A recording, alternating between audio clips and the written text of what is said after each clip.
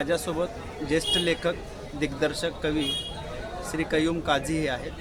त्यांना मी एक प्रश्न विचारतो आहे की आजची पिढी, तरुण पिढी आणि ह्याच्या अगोदरची पिढी याच्यामध्ये काय मूलभूत फरक आहे? आजची पिढी ही अपंग आहे.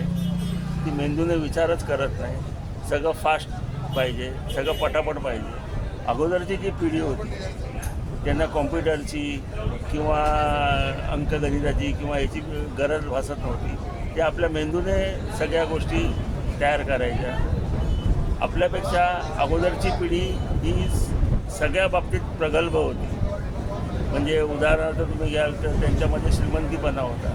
त्यांच्यामध्ये एक मोठी त्यांच्या कल्पना भन्नाट होत्या.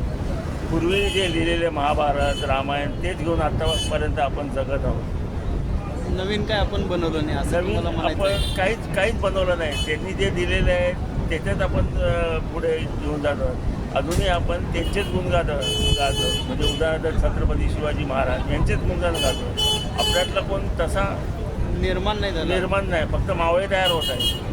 छत्रपती शिवाजी महाराज तयार होत नाही. बाबासाहेब आंबेडकरांसारखे तज्ञ हुशार थोर माणसं तयार होत नाही. जन्माला येतील असं वाटतंय का परत अशी माणसं? शक्यता कमी आहे. कारण ही माणसांचा मेंदू आहे ना फारच आकुंचित होत चालला आहे. धन्यवाद.